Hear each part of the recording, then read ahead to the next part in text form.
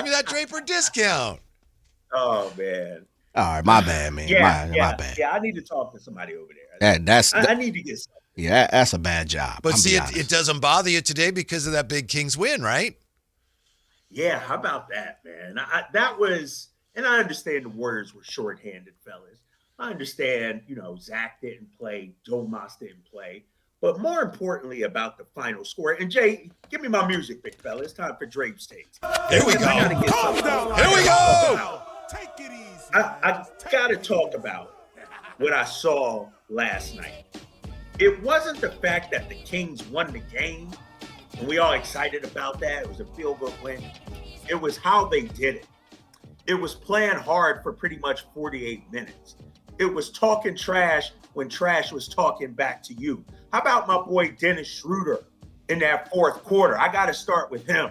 Jonathan Kuminga trying to post him up. Jonathan Kuminga trying to use his size, his strength, his little muscles that he got, and all Dennis did was laugh at him. Took the ball away, did it with a smile, then hit 3 big threes. I think he finished with 11 in the fourth quarter. Dennis Schroder, forget the first 3. And I know your boy Alan Stiles out there tweeting about Dennis Schroder and all this and everything like that. Watch the full damn game, Alan Stiles. A game is 48 minutes, big fella. You can't just go off the first 30 minutes, first 34 minutes, first 38. Clutch time, closing time. My boy Dennis Schroder came up big, and I said it on the broadcast. The Eurobasket MVP has showed up. Props going out to Dennis Schroder, White. Yeah, Drapes, I apologize. I don't mean to interrupt, but to that point, Alan Stiles literally asked me today to tell you. He said, when you talk to Drapes, tell him I'm being much more positive these days. So that is Alan's message to you. I'm just the messenger, just sharing that with you. See, that's the problem with a guy like Alan. And no offense to Alan Stiles, does a great job from 10 to 2 every day. But he living and dying by the box score. What about the eye test, Alan? Sometimes the results aren't going to be where you're at. If you're letting a win or a loss dictate your move, how about the way they played? Yeah. I go back to that Denver game. They couldn't get over the hump, but it wasn't like they played awful basketball. And it's a full 82 games, big fella. If you want to live the roller coaster, you're going to be in trouble, man. It's too early to be one day happy, another day sad, frustrated. Bro, take a deep breath. Take it from me. I've been there, Alan. I've been on the roller coaster before. I've been living and dying with every win and loss. But right now, I want to see this team develop, which brings me to my second point. You're missing 3 starters last night, White. You're missing 3 starters last night. And my boy, Drew Eubanks, was the best big man on the floor last night. And not only that, Whitey, look how many points the Warriors centers scored. How many points Quentin Post have, Whitey? Quentin Post had a total of 0 points last night. How many did Al Horford have, Whitey? Al Horford had a total of 0 points last night. And I'm going to even throw Trace Jackson Davis in there. How many did he have? He actually scored, let's see. 2 points. I already know. 2 points, yeah. I already know. Yeah. My point is the combination of Drew Eubanks, I'm going to throw Precious Achiuwa and Max Reynaud out there, outperformed the Warriors' big men. And think about it. All 3 of these guys have just come to Sacramento. These are all 3 Scott Perry moves, and they pay dividends. When we got Drew Eubanks, a lot of people were like, Drew Eubanks, wait, how's he going to help it? I think Drew Eubanks has been fantastic this season. He's not going to go out there and get you 20 and 15, but he's going to compete hard. He's going to battle. He's going to knock down some shots. He's going to finish around the rim. He's going to grab some rebounds. That's exactly what he did. Next man up mentality was on full display last night with our big men. Max Reynaud, how about that key block late? Where he just denied. He just said, get that shot out of here. And so this was a total team effort. I thought the big men did a pretty good job last night against this Warriors team. Yeah, and I believe now Drew Eubanks has made 14 of his last 16 shots from the floor. That's incredible. There you go. Yeah. There you go. Drew Eubanks has outperformed a lot of people's expectations. And obviously you want Domas out there, no doubt about it. But Drew Eubanks has been solid in that position. which brings me to my next one. Is Russell Westbrook a fan favorite here in Sac already? Is he a must-get jersey in Sacramento? We advertised the Russell Westbrook jersey during the broadcast last night. And I thought to myself, damn, I may have to get Nick and Quinn a jersey of Russell Westbrook. You get yourself one. You ain't got to always put it on your kids, big fella. I'm not a jersey guy, man. Unless he's going to sign it and I can frame it. Why can't he? You know him. You've traveled with him. Oh, yeah, I can do that. Yeah. Okay. Well, don't put it on Nick and Quinn no more, man. Well, we might get 3 jerseys, Russell Westbrook there you jerseys, in the Draper household.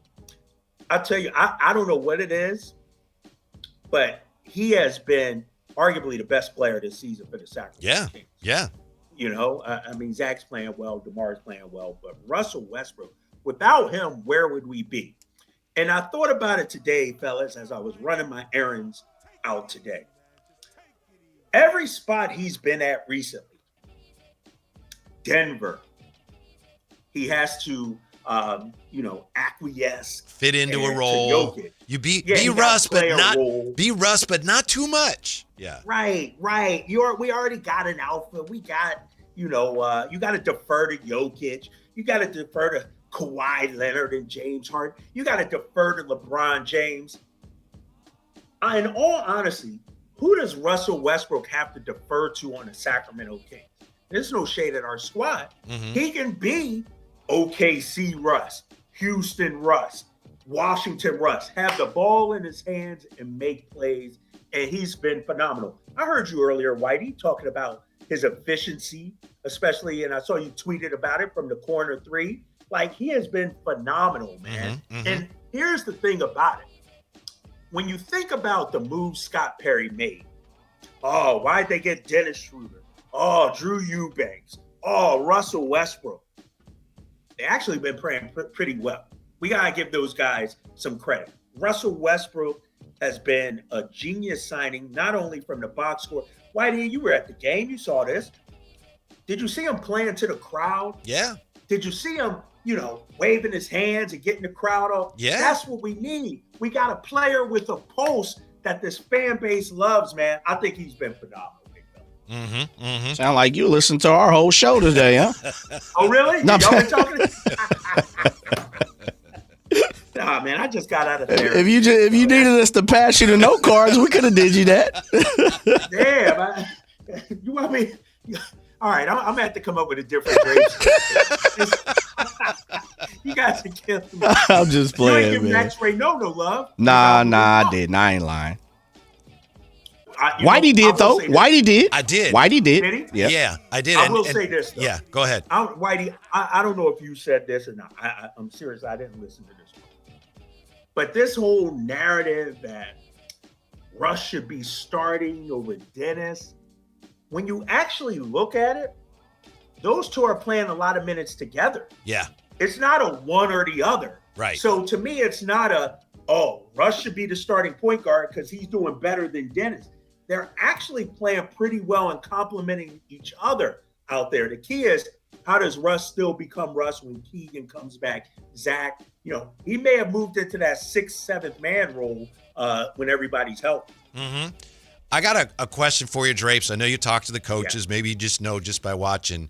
When Domas is in the game, the Kings run a lot of that zoom action, DHO stuff, because they like Domas having the ball in those situations and the pressure he puts on the defense. Last night, and even sometimes with Domas, I've seen him running 5 out, and it looks to me like a dribble drive motion. I don't know what they call it, but Russ is just – it's great because everybody gets touches, and Russ is driving, and then he also gets shots in the corner. Yeah. And I think that's one of the reasons. It's not just because they're getting out in transition. They are the half court, which at times, especially last year, early this year, it looked like, man, there's just no energy in the ball. All of a sudden, last few games, it is popping in the half court. Yeah, and I think, to your point, when they do have the 5 out, that creates those lanes for us to drive. But then when you have Domas out there, the problem is he'll have the ball and guys are just standing and not knowing, exactly what to do. And that's slowing down the offense. Domas is looking for guys to cut. Yeah. He's looking for guys to flash, but it's always like a second too late or a half second too late. instead of it just have. You know who does a great job, and I get this like the Warriors when they're at their best. That ball is moving. Ain't no, where should I go with the ball or anything. Like guys are in constant motion. And I think our guys, are trying to get to that point. But I know what you mean, Whitey. The offense flows a little differently. That's because I think guys are still trying to figure out.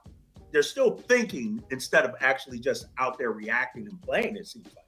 Mm-hmm. Yeah, and there was I've been reading, apparently the Knicks, Mike Brown got there late. They're having a hard time adjusting to some of those actions. And it's funny because I guess, was it last night they played the Bulls and Kevin Herter was calling out the plays because Kevin Herter knew all the stuff that Mike Brown runs.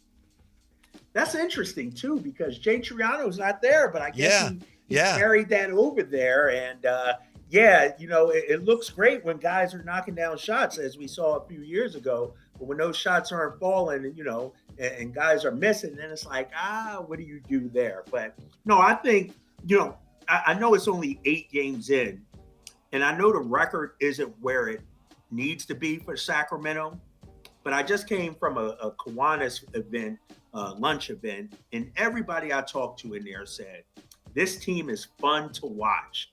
They play hard, and if you're a Sacramento Kings fan, as we go through this transition process, that's what you want right now. The games have been close every game except one, I think was a 13-point loss. Like, other than that, the Kings have been in every game this season. Yeah, that's all I got, Whitey. That's all you got? That's it, big fella. Y'all stole all my thunder.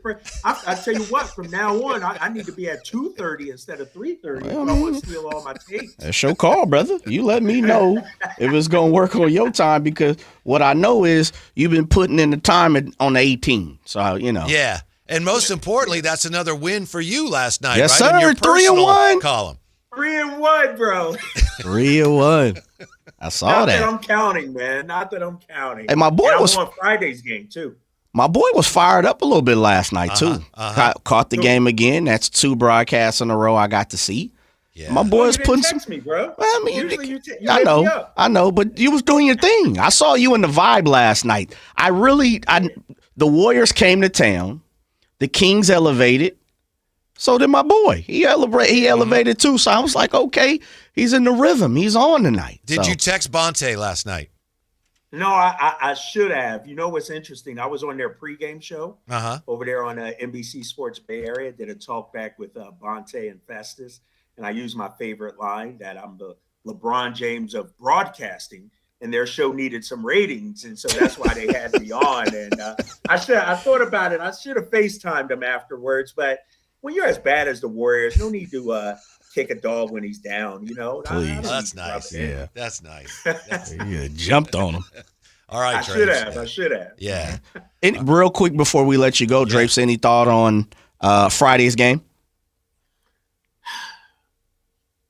Who, by the way, do that to me, Jay. I'm trying to enjoy last night. I got you real fast though. OKC blew a first quarter.